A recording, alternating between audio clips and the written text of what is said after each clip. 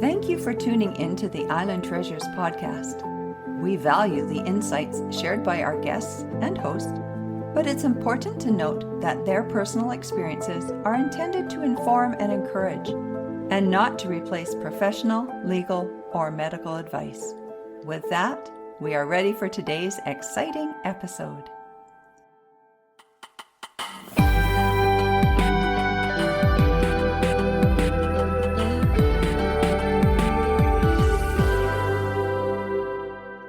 Hello and welcome to Island Treasures podcast. We're entering a new season with a new direction. For years, we've walked alongside caregivers in the midst of their caregiving journey, offering resources, support, encouragement, and community. Now, as we shift our focus, we'll be exploring what comes after caregiving. I'm your host, Allison Van Schie, inviting you into conversations with former caregivers. Each episode features honest reflections on what comes next, stories of resilience, renewal, and rediscovery. And since the podcast comes to you from Vancouver Island in Canada, you'll hear the occasional episode that explores a different kind of treasure, local places and experiences that make the island itself something special. Whether you're navigating life after caregiving or simply curious about the treasures held within Vancouver Island, I'm glad you're here. Let's explore new treasures together.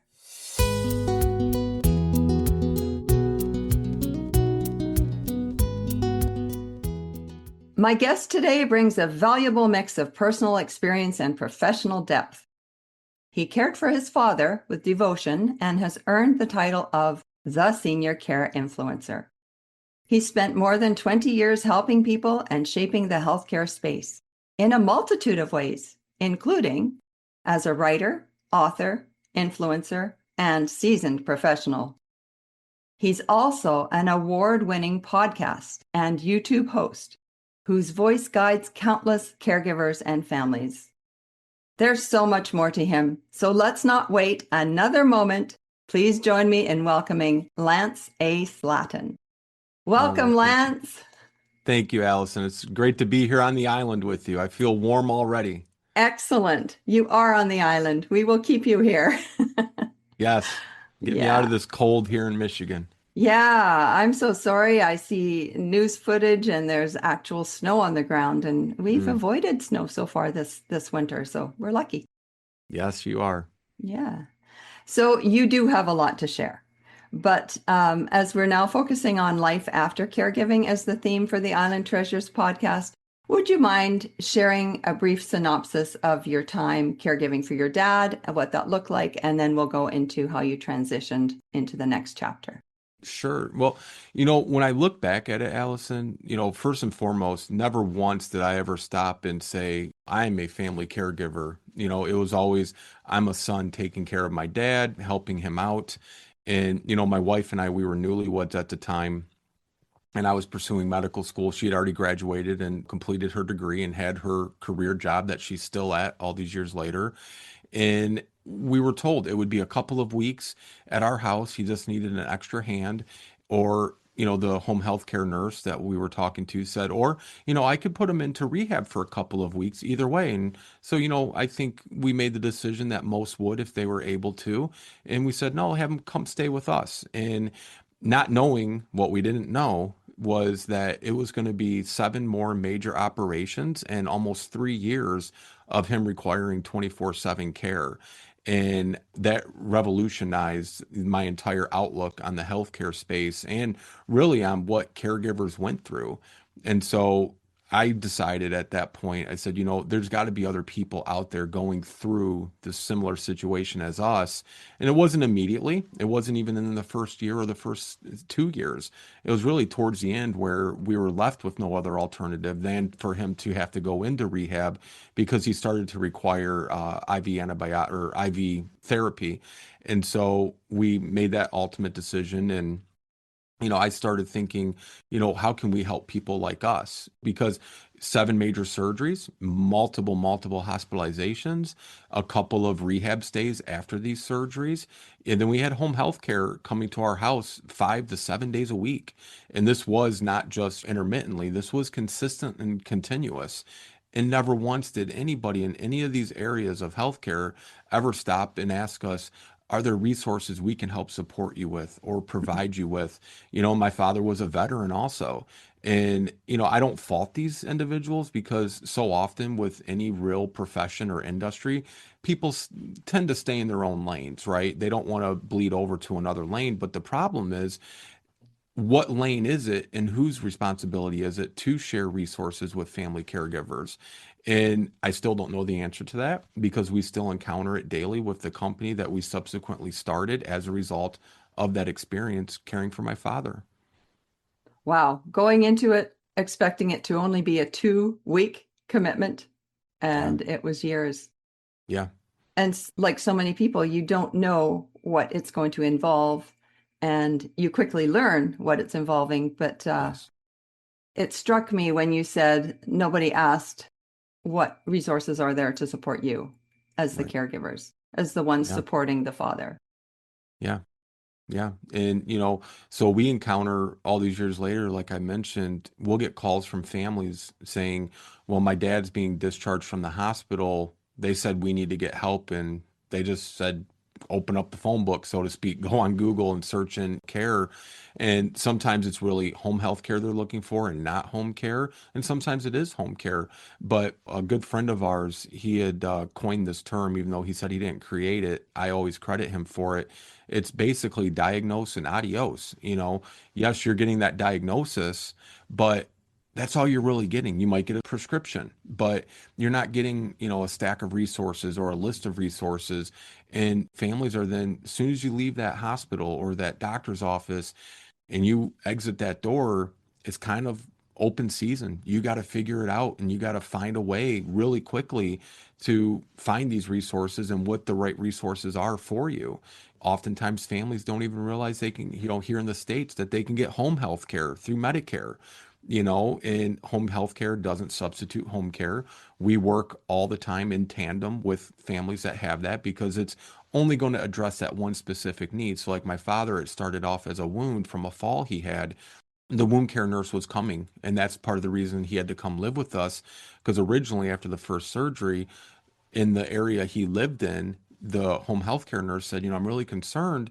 I don't see how he's going to be able to properly cleanse this, bandage it, do all this stuff on his own because it was on his coccyx from a fall. And none of us could take care of it properly. We would all need assistance. But my father was living alone. He never remarried after the divorce from my mom. And so we said, yeah, he can come stay with us. Well, whether that nurse knew it or not, there's no way he should have just been sent to our house. He should have gone to rehab. But subsequently, it probably wouldn't have changed the outcome of the multitude of surgeries he needed. But I was just glad to be there to help him however I could, because again, I'm not looking at it like, oh, I'm putting on that family caregiver hat. I'm the son and I'm helping my dad out for a couple of weeks until he can get back up on his feet. And it ended up being, like I said, almost 3 years. Yeah. And so towards the end of that, though, by the time we got to the point where we realized, and even the doctor realized, being at home is no longer practical because he did need that IV therapy. And so I went to have lunch with a friend, Allison, and there was a home healthcare company hiring in my friend's office building.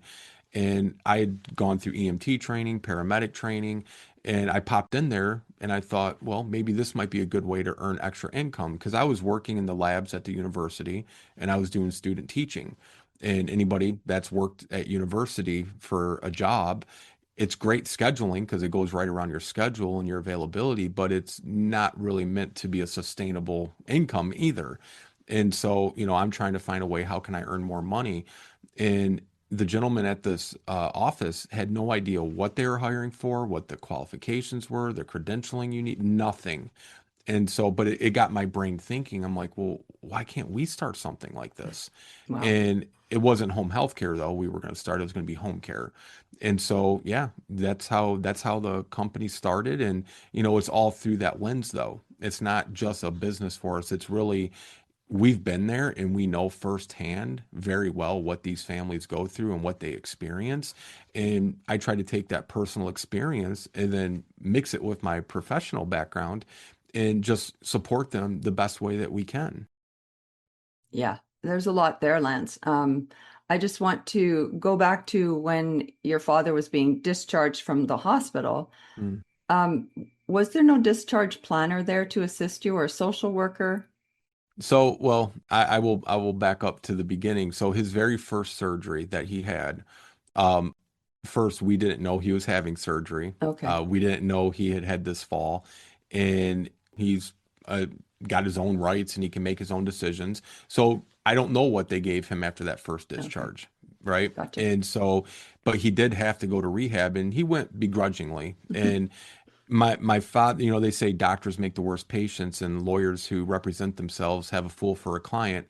Well, it's very similar with my father. He was a Marine and a veteran from the 60s, and the Marine Corps was a lot different then than it is now. And it was a very much can do mentality, and nothing is going to stop me, and I will push through, and you'll come out at the other end. And so he was trying to just handle it and deal with it on his own. And it was only when he got that first surgery and they had to send him to rehab that they had to have an emergency contact. And so that's where I came into the Oh, picture. gotcha. And he did great at rehab. And then when they discharged him, they told him, "Yeah, you're set to go home." And then the home health care nurse started having concerns because she didn't know he lived alone. And, the bandage was too difficult to take care of when you're just by yourself. And so that's when she reached out to us and said, "Would you be willing?" And we said, Yeah. "Absolutely." Yeah. Um, in fairness, she didn't really probably give us the full picture. And so that's where it led to, it ended up being, like I said, 7 major operations. But no, once we got involved, we weren't given any of those. Yeah, you're getting discharge instructions, but it's for, what to look out for, how to take care of it. If you see this, this is what you do. If you have any problems, call us, come back in. But nothing as far as being a caregiver and how can you get support as being the caregiver for the family member. They look at it generally as this person's going to a home, a safe environment, and he has family support. So what is there for them to tell you, Yeah. and they just don't take that extra step because most times they're not thinking in that lens. They're thinking specifically just in the health of that person. And I tell people all the time, I wish doctors' offices and hospitals would really look at the family as the second patient. Is there anything we can do for you so that you can continue taking care of your loved one? Some do, but most don't, right? Because they're overwhelmed, they're understaffed, and they gotta, when I worked in the hospital, I didn't like this phrase, but it'd kind of be a little side remark of, treat them and street them, because you gotta take care of them, get them out, get someone else in, Yeah. and so, and I think there's some hope on the horizon, but we're still getting even calls from discharge planners and social workers, and they think home care is home health care, and they don't know that they're two separate things entirely. So even, healthcare professionals need that awareness and knowing what the differences are and what one offers and what one doesn't offer. And so that's also a little bit of an obstacle as well, just having a heightened awareness into the resources that they can offer people. Could you expand on the differences between home health care and home care? Oh, absolutely. So, home health care is provided through Medicare. Um, if an individual has Medicare and the doctor feels it's necessary, it's easy to ask the doctor, say, "Doc, can my dad get a prescription for some home health care?" What they're going to do is the social worker or a registered nurse initially is going to come and do an evaluation once that patient gets home. They're going to determine the services that they are in need of. So like in my dad's situation, he was receiving physical and occupational therapy as well as a wound care nurse, but he didn't need a dietitian or a speech therapist. And so that will go on for up to 9 weeks at a time through your Medicare. No cost to the family or the individual. However, that 9 weeks, and like in my dad's situation, it extended for almost 3 years. So if they still feel that there is a necessary need there, all the doctor has to do is re-up that order for an extended another 9 weeks. So it could go 9 weeks at a time for as long as they feel that skilled need only. So that's key here. A lot of families misunderstand that aspect. It doesn't necessarily matter if the individual is getting fresh groceries, if they're getting their prescriptions refilled. They are there and they can make, they're not going to ignore that sort of thing, but they're not going to send somebody over there to, take you to the pharmacy. They're not going to send somebody over there to make you meals. Um, but that 9 weeks is for that skilled need. And you have to also be housebound. So being housebound really means you cannot leave your home unless it is for a religious event, a haircut, or a doctor's appointment, or like a funeral or a wedding. That is it. You can't just go and say, well, on Friday, at what time are you coming? And they say, we'll be there between 2 and 5. Well, in theory, that really shouldn't matter what time they're coming because you're supposed to be home, right? But if the individual says, well, I'm going to a movie at 3:30, they're going to say, you can't go to a movie. You are housebound. That is the Medicare guidelines. With home care, the family hires the company, like with us. A family would hire us. We would come in, we would do a complete care plan assessment and an evaluation and an intake. We're going to get all the details, just like home health care will do, very similar. They're going to have your medical history and your medical records and all that. They're going to have the doctor's orders. With our services, you don't need a doctor's order. Now, if you have long-term care insurance, VA has a benefit called aid and attendance. Auto insurance, if you have personal injury or the other person has personal injury, you can get your care for provided under those if the accident or whatever the auto situation was, if the care is a direct result of an auto accident, auto insurance personal injury coverage can and will pay for that. Long-term care insurance, you have to meet 2 to 3, sometimes even 4 of your activities of daily living to qualify. And long-term care insurance will send somebody out to do an evaluation. Some require, if not most, a doctor's signature authorizing that, yes, you have these needs.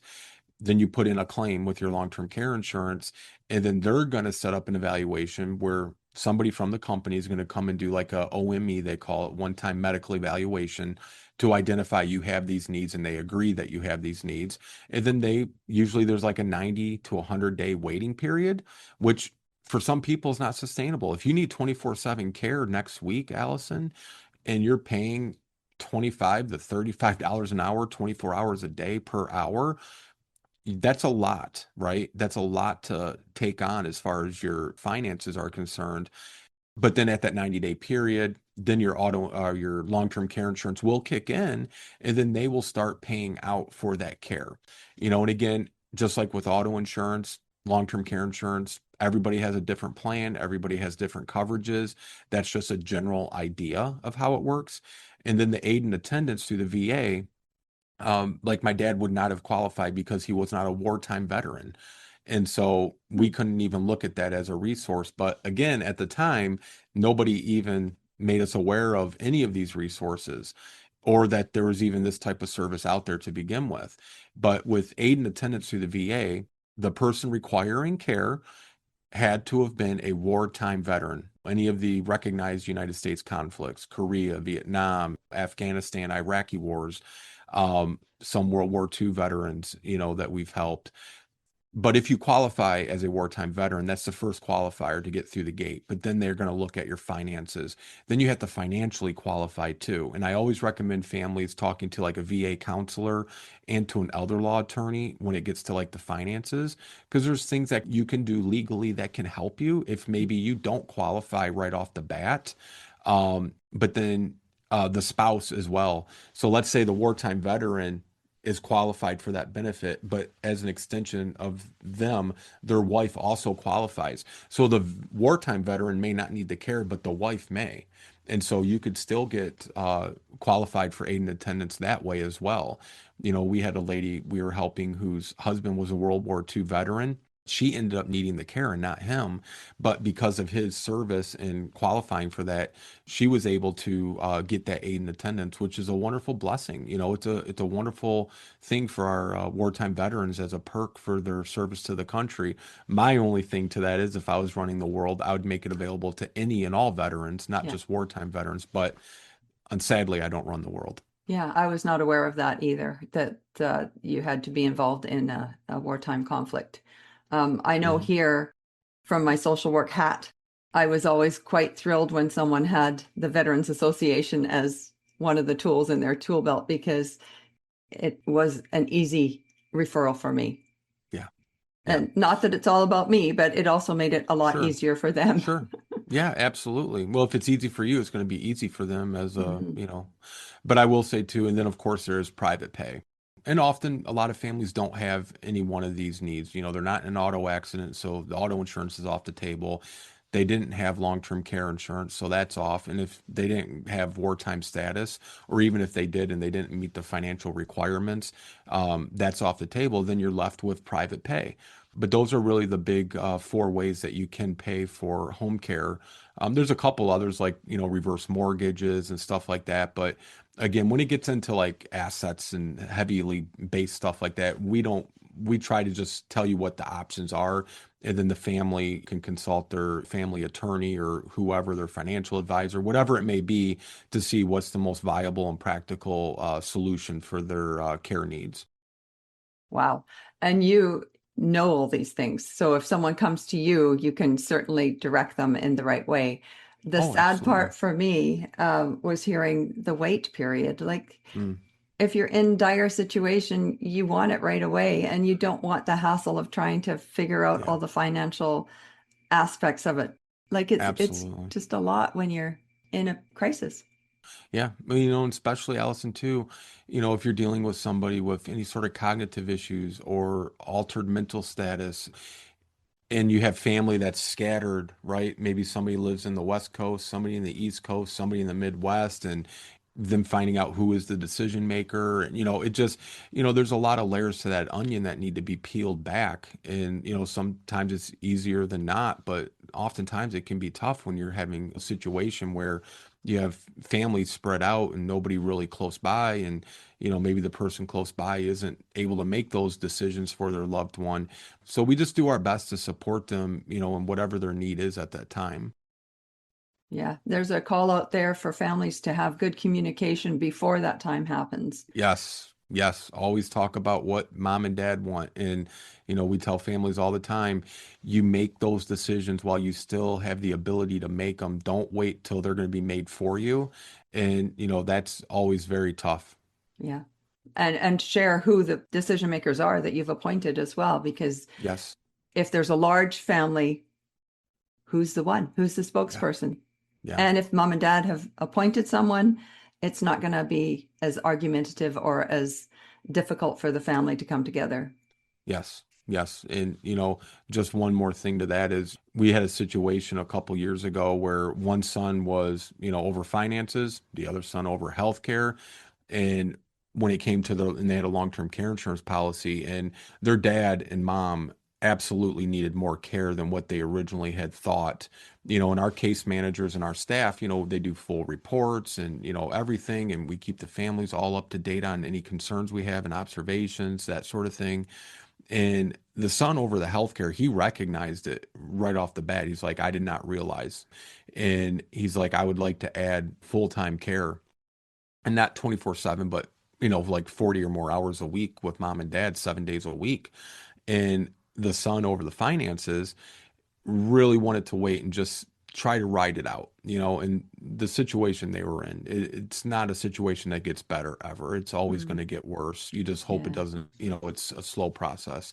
Well, come to find out, he thought, and they had long-term care insurance, so it wasn't costing them anything. And so the son over the healthcare about a week later called and said, I need to meet with you guys immediately. And so we set up a time, went in our conference room, and he's like, I'm really at a loss of what to do. He said, our family attorney just called me and said my brother basically took in all the finances and the boxes of documents, dumped them at the lawyer's office and said, I'm done. And so he was relinquishing that. And come to find out, the reason he was upset, they had a very, very generous long-term care insurance policy. The brother over the finances, he was trying to cash the policy in to get the cash for it. And with long-term care insurance, it doesn't work that way. It has to be used for care and care only. And so he was just furious because he thought, this is going to be a big windfall of cash to put into the estate. But it's very sad because it became about the money, and Mm. just self-enriching themselves, really, this particular brother. And meanwhile, mom and dad, their care is suffering because of it. And so when families sit down and have that conversation with their parents, sometimes it's comfortable, sometimes it's uncomfortable. You're talking about something that's kind of a little doomy and gloomy. And we always say, make it light, like we just had Thanksgiving a few months ago. Talk to your mom when you're, in the kitchen. Use a friend of a friend scenario. Mom, Linda was telling me that, her mom decided she wanted to have her over this, or her care decisions, if anything ever happened, were that, and you could even use that as just a gentle way to maybe bring up that conversation. And mom might say, oh yeah, I think I would want that too. Or, just gently start that conversation so that you can avoid scenarios where you're going to have a lot of strife and conflict with the children. Because if the parents are the ones that make the decision, right, none of the other siblings who may not have been chosen as the power of attorney or what have you, they can't say, well, my sister's just doing this for herself, when it's documented that no, this she's just enforcing and exercising what your parents' wishes were, not what her wishes are. Because sometimes she may not even agree with the parents' wishes, but it's her duty to enforce her parents' wishes. So having it documented is really just, it's for everybody's benefit. Oh, and I love the way you suggest starting that conversation, just very gently Yeah, ushering it, yeah, making it a welcome absolutely. discussion. Yeah, I love that. Family dynamics are hard, and that's why I had a job, social work. It's like it works. Yes, it does. Yeah. Absolutely. So let's circle back to looking after your dad. Mhm. It got to the point, Allison, where, after 7 major surgeries, he developed osteomyelitis, which for your viewers or listeners, that's infection of the bone. The infection had spread into his tailbone. Yeah, I won't get very graphic, but just to give you an idea, they ended up having to carve off part of his tailbone, which, was just very, very painful, horrific, very life altering altogether. And the spread was not stopping. And so this was about at the 2.5 year mark or so, give or take. And so he had to go into rehab because he had to be almost not continuous, but almost continuous IV therapy. And it wasn't something we could financially afford or were even prepared or equipped to do at home. And so, he had to go into a nursing home. And, sadly, the infection just continued to spread. He was there for about a year, year and a half. Mm. And then he subsequently went in. I chose palliative care before hospice, and then ultimately hospice. And then he did pass in the nursing home. Yeah. And how did you manage that? He's your dad. Yeah. How did that impact you? Oh, I profoundly. I had my daughter was not quite 2 years old at the time, and you look at those things, Allison, right? And I have 3 kids now, and two of the three never even met him. And the one that did, my oldest, I mean, she has no memory of that, and to no fault of her own, she was basically 2 years old. And you just it's the missed moments, and you really look at how something could have potentially been avoided, because what happened was when he had fallen, again, we talked about the wonderful winter weather here in Michigan. He was coming off of his front door and Oh, hit a spot of black ice, oh, fell, landed on his tailbone. He got up, got in his car, and drove off, and there was a bad bruise there. And, just like you and I are now, we're all sitting on our coccyx and there's all of our pressure, right? And so that bruise never had the opportunity to heal. And so when a bruise can't heal, it can develop into an abscess. Well, an abscess is infection and pus and just all that, unpleasantries.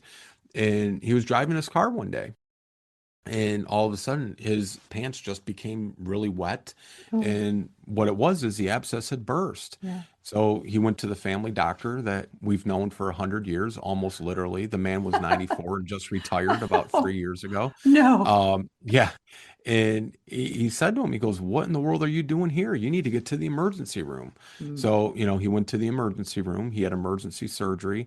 Like I said, we didn't know any of this at the time until post surgery, and went into the rehab, and it was looking pretty good, but the infection just was not able to get under control, and it just continued and ended up having 7 more major surgeries. And it was just one of those what could have been kind of things. Did they miss something in the surgery? Should he have had the IV antibiotics sooner? You second guess everything, right? But again, with as intimate as we became during that 2.5, 3 years, with these surgeries in the hospitals, and visiting home healthcare nurses, and everything, you just wonder, why would not somebody just stop for a moment and think, maybe there's some resources that could have supported him and also us, because my wife is primarily working her 9 to 5, Monday through Friday. I'm running home in between classes, labs, work, and, working at the university. And they knew these things, but they just, for whatever reason, and I don't fault them, but it was never something that was thought of to say, "Hey, have you guys looked into these, area agency on aging, or, any of these resources to maybe give you guys a hand?" And so, that's kind of my motivator for why I do what I do, is to be able to help these families, because, we all know, if you don't know something, you don't know it. You don't know And what you you don't don't know know. to ask. And Exactly. you, right. I can't ask for it if I don't know it even existed. Like I Yeah. said, when I came up with this idea, I thought I invented the wheel of starting a company. And then, when we start researching it, it's like, are you kidding me? There's an entire industry out here. Surely we would have known about this. Why didn't we know? You Yeah. know, But if this hadn't happened to you, you wouldn't know that. And you, by giving that extra piece, by being that resource that folks don't know is there, I think right. that's what you brought forward. That's what you took away from everything you went through with your dad, being that Yeah. just that extra piece of information that makes a world of difference. Absolutely. Absolutely. I mean, you and I would not be talking right now. My life would be entirely different. Because my goal of pursuing medical school was just to be able to help. And I look at it now, like, I actually, Allison, had somebody who had wanted to interview me a few months ago. And the first time in almost 6 years that we've been doing this, and doing this being the podcast and All Home Care Matters, we've had our company for almost 15 years. And they asked me, they said, "So do you regret it?" And I had no idea what they were referring to. And I go, "Well, I don't know. Regret what?" And he goes, "Regret going back or finishing, or, being a doctor." And I said, "Actually, I've never even thought of it." I go, "So I don't think I regret it at all. If I really did regret it, I would have just, after my dad's passing, I could have just gone back." I said, "But really," I go, we've had such a profound positive impact on so many lives that, and I'm saying that very humbly, we've helped countless families here in Michigan, and we take it very seriously with like a reverence. Yet they're entrusting us and our staff and our company to be in their homes or wherever they're at, assisted livings, independent livings, to care for their loved ones as an extension of them. And we've been to countless birthdays, and sadly also funerals, and a lot of wonderful family events, and you get to know them very personally and intimately. You don't get that if you're a doctor or you're a nurse. You get that small snapshot of what their lives are, but you don't get to meet the grandkids or the parents or the children, whatever the situation is, and really become an extension of the family in every sense of the word. I love that. Yeah, To be, you're almost like a surrogate family member. You're just you really are. involved in the family. Yes, and I will say this, sadly, sometimes our family members that we're caring for pass, and almost every time, we're, getting the invitation, we would go anyhow to the funeral, but not necessarily myself or the other case managers, sometimes, but not always. But what always does happen is they have the family has the caregiver that was with their loved one, and it might be a team. If we're helping somebody 24/7, we got 4 to 6 people working in that home, not at the same time, but different shifts. And we keep the same people. We don't rotate them. It's not a merry-go-round. And that does become very, very close and very personal. And they will have them sit with the family right there in the front rows at the Wow. funeral. And quite often too, they will acknowledge them by name when, a family member gets up to speak at the funeral. And for me, that's really what it's about. Like, that's why we're doing what we're doing, to have that positive impact, get not only giving them peace of mind, but also making sure their loved one is being cared for in the way that they should and deserve to be. Because, we've had other families who have been with either other companies or they're in a nursing home, and not everybody that's in a nursing home has to medically be there. But again, it's what the families don't know, what they don't know. So when they're getting discharged and they say, well, is anybody at the home that can help, your mom or your dad? And they say, well, no, they live by themselves. Well, then I want them to go into rehab. You know, what they don't say is, there is an option. You can maybe bring in outside professional help to help them so that they can return right to their home and not have to go in the nursing home. And we had a lady not too long ago who she was in a nursing home because she was legally blind. So that's what the doctor thought would be best for her because she lived alone. The kids kind of they were in the state, but they were not close by. And the mom, went from vibrant and full of joy to just becoming deeply, deeply depressed. And it was because she missed her home. Yeah. You know, she's legally blind and she's in a strange environment, strange people, and she wanted her bed. She wanted to be in that feeling of comfort, and safety. And the family didn't know there was an option. And then, however it happened, a family we had helped years ago had said, well, have you looked at this? And they referred them to us. We met with the family at the nursing home. And the mom we ended up taking care of was just an avid baseball fan. And so am I. And as we're talking and learning about her and everything, and they're just so hopeful that we are going to say, yeah, this is no problem. We can take care of her, which it wasn't. And so they brought her home. And so when our Tigers here in Michigan, they made the playoffs, I told her, I go, I'm going to come by and watch some baseball games with you. Well, the family thought, oh, it's just a sales pitch. For anybody that knows me, I am not a salesperson. I'm Oh, terrible. I don't like, and I'd go over there when I'd get done at work, go over in the evening and watch the game with her. And the family had bought cameras and put them up around the home.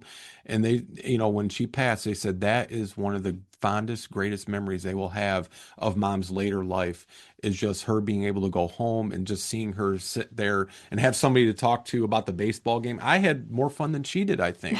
But, for me, that's what it's about, though. I mean, business is business, but we're not dealing in stocks or, car sales or, widgets and all this other stuff. These are people and they have lives and they're a person, and we treat them as such. I love that too. Um, Aging in place. What a Yeah. wonderful thing to support with your Yeah. business. And I don't know, I know we've kind of talked about the name of your business, but do you want to Mhm. just say it again? Yeah. So our company is Enriched Life Home Care Services. And then the podcast and YouTube show is All Home Care Matters. Yeah. But I say often as a social worker, I was a gap filler, Yeah. always just stepping in where there's a void. And it sounds to me that you're doing that an awful lot, We try to. Yeah. and with relationship as well. Yeah. Thank you. Yeah.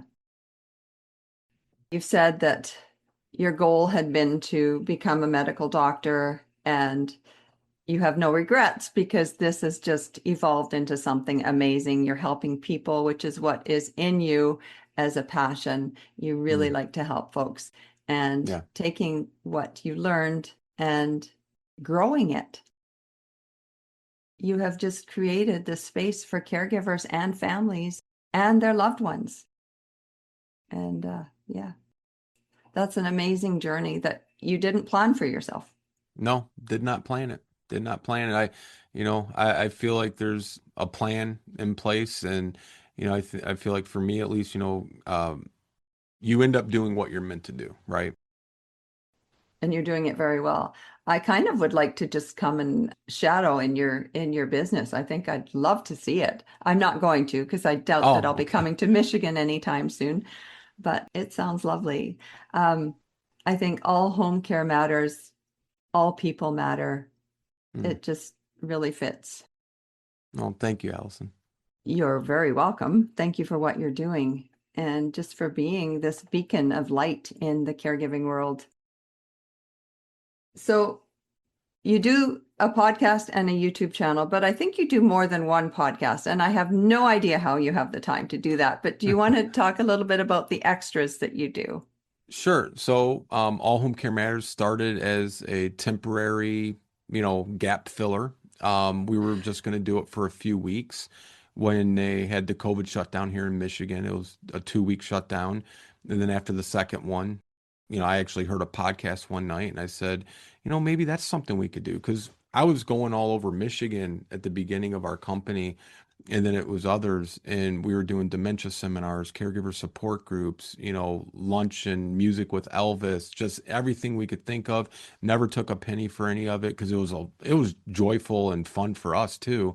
And then about 7 8 years into it, when COVID hit, we made the decision before the governor here and said, let's just put a pause on this public event stuff because we don't want to risk anybody getting sick. We don't want to expose ourselves or our staff to getting sick.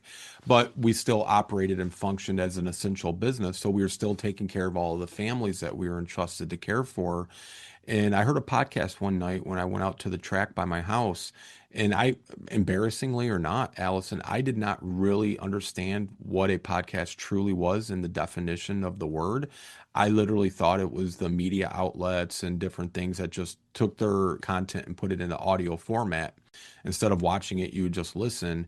And then I heard a podcast of a company, that was a home care company here in Michigan, never heard of them before. And we do our research and for me not to know was kind of interesting. And I went home and I said, kind of like with the company, when I said I have an idea, we should start a company where we help people. This idea I came home with, and I said we should start a podcast in the meantime so that we can still get information out to people. And so, I spent a couple of months researching it. Is this really a space that there's room for more? And that answer was quickly and evidently yes. And then had to take some lessons and training because I never wanted to be on YouTube. I didn't even have my own social media except for the company. And so that was a big adjustment for me. And we launched the show in May of 2020 and it just started really taking off quickly and it just has exploded. And so as time went on, others in the industry wanted to work with us and collaborate with us. And a couple of those wanted to do podcasts with us under the All Home Care Matters production and media company. And so we started, the first one was Conscious Caregiving with L&L, where Lori LeBay and I do a show together. Then we started the Caregivers Journal, and then we started the Care Advocates.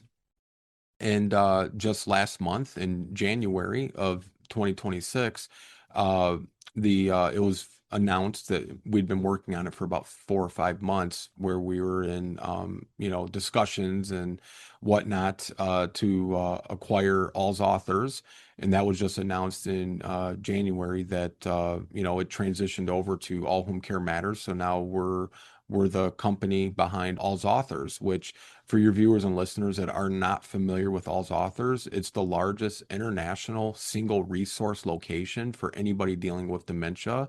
We boast over 400 authors, resources, podcasts, articles, and we have a lot of exciting things planned for that. And we just could not be more honored to, now be the responsible party for All's Authors because they've done such tremendous work there. It was a nonprofit originally until we acquired it. And just for simplicity and business reasons, we just absorbed under our existing business license. We're not looking to make a profit. It was just for simplicity reasons that we did it that way. But All's Authors it's a cornerstone resource in this space that has just touched so many lives over the 11 years almost that it's been in existence. And we're just honored to be continuing it into the future. So folks can get books on dementia and Alzheimer's through the Alz Yes. authors. Yes, yeah, there's over 400 and some different titles. And what's really unique and nice about it for families that are going through that journey is every single book has been vetted. So you're not going to get bad information, false promises, fake cures, anything that's not legitimized. And every book goes through a very rigorous vetting process. And then once it is approved, then it gets the stamp of approval of being an All's Authors book, and now you're an All's author. And there's just an abundance of resources there from blog articles, interviews, and but the books are the primary pillar of All's Authors. That's what made it into what it is today. And the other nice thing about it is instead of going to Amazon and just typing dementia book, you're going to get just page after page of books. But if you're a daughter taking care of a mother who has dementia, right? You want a book that's really going to speak to your unique situation. And that's what All's Authors does as well. It has categorized and broken down the books by category. So maybe you're a parent and you have young children who love grandma and grandpa, and now grandma and grandpa maybe don't remember the children's names, or grandpa's getting upset easily and the kids don't know why, and they have a hard time understanding that. There's wonderful books for children who have a loved one with dementia. These children books are phenomenal. Even books for teenagers who have a grandparent or a loved one, dealing with dementia, spouse dealing with a loved one with dementia. It's all categorized too for your unique situation that, you're facing. So you just type it in and the specific resource will pop up. Yes. Yeah. Yep. It's all broken down. And, if it's been approved by All's Authors, then it's good information. Yeah, it's really good to fast track resources when you're caregiving and you don't have time to sort through Yes. 400 resources. Yes.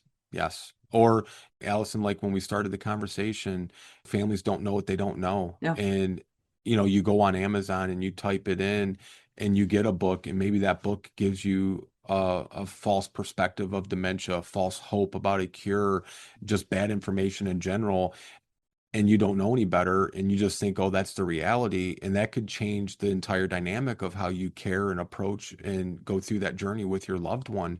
There could be some very significant consequences for getting information that's not accurate. Well, and I'm just thinking somebody who's an ace at search engine optimization may have, hired all these people and but has a really poor product, Yeah, really poor absolutely. information, but they're going to pop up in the searches all the time. And yeah, Yes. you don't want to risk that. Yeah. Yeah. Well, I'll tell you just briefly, we actually, about a year ago now, we had a company reach out to us, and they made us a very generous financial offer to promote their product and have them on our show. And when our team and I, we were looking them up and doing our due diligence, what they had was the cure for Alzheimer's, or what they claimed to have, I should say, was the cure to Alzheimer's. And it was like a 4 or 5 step process, and each step one, let's say, just for an example, was $800. You complete that step, then the next step is 1,200, then the third step is 2,000, and the final step to fully eradicate Alzheimer's from your loved one was like $2,500. It was just disgusting how people can, manipulate unsuspecting and unaware individuals and give them that sort of false hope, and to try to financially capitalize on it. And so obviously, without saying, probably we decline that very strongly. But things unfortunately like that do exist. And so people have to know that what they're reading and what they're getting is vetted, it's trusted, and it's legitimate. Well, your values are astounding. Um, astounding. Commendable. How about commendable? Okay, your values are commendable. Can you imagine? They're probably making that pitch to many other companies. Yeah. Yeah. Yeah. And I just hope, others have that same principle. Yeah. I feel like, Allison, for the most part, every batch of tomatoes is going to have a bruised tomato that's you're going to want to just throw out. Kind of like our space. I feel like for the most part, everybody has the same values and integrity and principles. And, I would like to think that something like that, nobody would take the money just out of convenience and give people that false bad information and that false hope. Well, that false hope when you're desperate, you just, you want, Yeah. oh, you want to eradicate this horrible disease. Like, Yeah. Yeah. if there's a way, Absolutely. yeah, people are Hmm. desperate. Yeah. But prevention is key, learning how to care early on, getting those advanced care plans in place, Mm. knowing who the resources are, finding someone to help you fast track to those credible resources is really very important. Yeah. So I think we've covered a lot today. I do too. Yeah. I'm so grateful that I met you. Yeah. There's just a, Likewise. well, thank you. I love your energy. I just pick up on that. Oh, thank you. Yeah, you're very welcome. Um, Lance, do you have a quote that you'd like to share with the listeners? One of my favorite, and it is biblical, but I feel like it can apply no matter what your beliefs are or aren't. And I just love this quote. I always have, and it's to whom much is given, much is required. Well, you've been given a lot, Yeah. and it sounds like you've been blessed and you're blessing others through Yeah. what you're doing. And I just want to thank you. Yeah, this has been great. Well, thank you, Allison. And, I do want to say before we go here, now we got to get you on our show. Let's see what else we can talk about, Lance. Okay. Perhaps you have a joke you could share. No pressure now. No pressure. So I'm going to try to do it justice. But so there was a husband and a wife. They were newlyweds. They lived in Ohio. Okay. And after their wedding, the first thing they did was go to the real estate office and they wanted to buy a house. So they took them to a couple of homes and they found their dream house. And the problem was their reservations for their honeymoon were like 3 days away. So the husband said, he goes, honey, I'm going to go down there because this was a place they went to when they were dating. It was kind of older, not modern, a little outdated. He said, I'll go ahead of you. Stay here. You take care of the closing and then just come down when you're done. And she said, that's great. Go down there, get us checked in so we don't lose our reservation. Well, meanwhile, in Illinois, there was an elderly couple. They had been married for like close to 50 years. The husband had just recently passed away, so their kids were staying at the house with mom, just for support and just comfort, so she wasn't alone. And so the man going on the honeymoon, he gets down to the hotel, he gets checked in, and he's just amazed. He's like, "You guys have really modernized this since we've been here. They had internet now, Wi-Fi, all the amenities." So instead of calling his wife like he said he was going to, he said, I'm going to send her an email. I'm going to surprise her. She'll never expect it. So he goes to the room, gets on his computer, sends her an email. But he didn't realize he left one letter out accidentally. So the email actually went to this woman who just lost her husband. So at their house, she told her son, she goes, hold on, I got an email. She goes, I don't know what this is. So she goes into the den where her husband, had his office and she's reading the email and all of a sudden she gave out a big scream and she fell down and passed out. So the son ran in there and he's concerned, right? Mom is passed out and she's screaming, what's going on? So they get her a cold compress and get her a cup of water and stuff. And he said, Mom, what happened? She couldn't barely say anything. She's pointing at the screen. And so the son goes to the computer screen. He reads the email. It starts out, Dear honey, I just wanted to let you know I made it. You're not going to believe it. They were already set up for me. They're waiting on you tomorrow. He goes, they even have technology here where they have the internet. He goes, it's just the most unbelievable thing. I never would have thought they would have had the internet down here. Oh, And he goes, they're waiting for you and can't wait to see you tomorrow to welcome you. And at the end, he said, P.S. It's very hot down here. oh no. So you get it. She thought the email was from her Yeah. husband that just passed. Oh, when I heard that, Allison, I cried. I laughed so hard. I just thought that was great. Sounds great.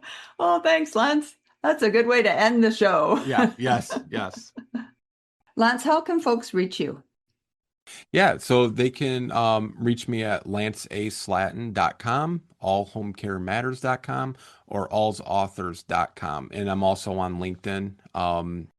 Please reach out if there's anything we can do to help or information we can help guide you through, or if you're interested in being on our show and you have a resource or a story that you think can help support other families going through a caregiving journey, we are more than happy to meet and talk with you. Thanks so much for today, Lance. My pleasure. Thank you, Allison. Okay, take care. Bye-bye.